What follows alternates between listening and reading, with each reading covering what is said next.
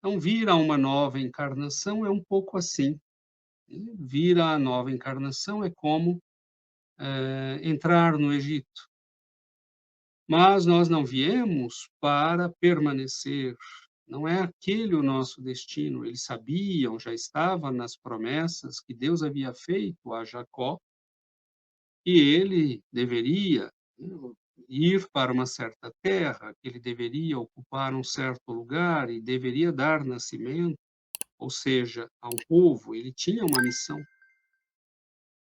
E nós, quando chegamos na terra, nós também temos uma missão. Mas nós vamos nos acostumando muitas vezes com a situação. Nós temos uma tendência a procurar o menor esforço, a fazer o mínimo, ou a nos acomodarmos a uma situação que, bom, responde mais ou menos às minhas expectativas, então eu vou ficando por aqui mesmo. E os bons espíritos nos dizem que nós, no livro dos Espíritos, que nós vimos a reencarnação para buscar, né, viemos para buscar o nosso progresso, a nossa melhoria, o nosso avanço moral. Como foram aqueles homens e aquelas famílias para o Egito buscar, né, melhoria, uma situação melhor. Mas o tempo passa, José morre, o faraó muda, o tempo vai passando, eles vão se multiplicando, né, mas com o tempo ninguém mais se lembra de José, nem das histórias daquele passado, né? Os faraós vão mudando e nós sabemos que os judeus foram ficando no Egito, nesta situação. Mas à medida que se acomodaram e foram, não cumpriram a missão que deveriam cumprir, eles começaram a entrar num estado de degradação. Mas é aquele estado de degradação ao qual nós nos habituamos. Um pouco como o filho pródigo que foi indo de uma condição de riqueza, de conforto, de bem-estar, foi gastando os recursos, até o ponto em que não tinha mais nada. Estava disputando a comida dos animais.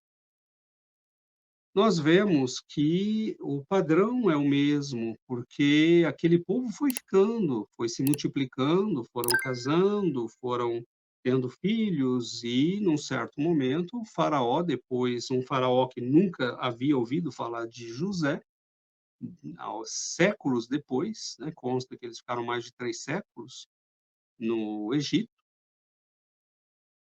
ele começa a ficar um pouco preocupado, porque nasciam muitos e era um povo que poderia representar um certo problema.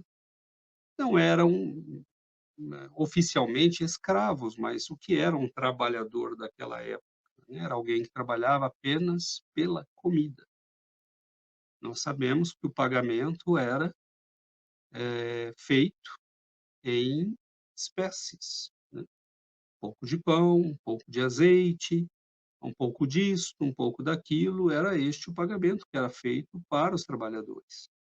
Tanto que o termo salário vem do termo sal, né, que os romanos usavam, davam quantidades de sal aos seus soldados, obviamente que porque era um produto também escasso, difícil, poderia ser revendido e poderiam fazer dinheiro.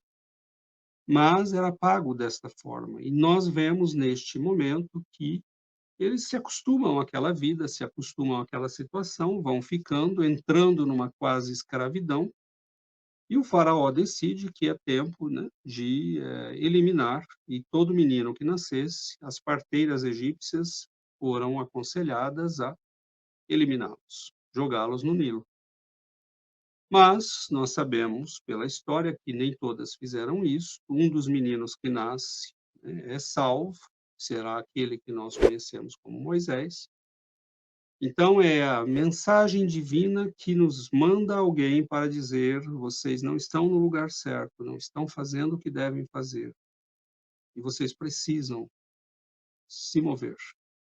Não é aí o vosso destino, não é este o vosso lugar. E nós começamos a amar tanto a nossa vida na terra, o nosso corpo, a nossa família, os nossos hábitos, os nossos prazeres, que nós esquecemos que aqui não é o nosso lugar, como os judeus esqueceram. E o Egito não era a casa deles, era apenas uma passagem.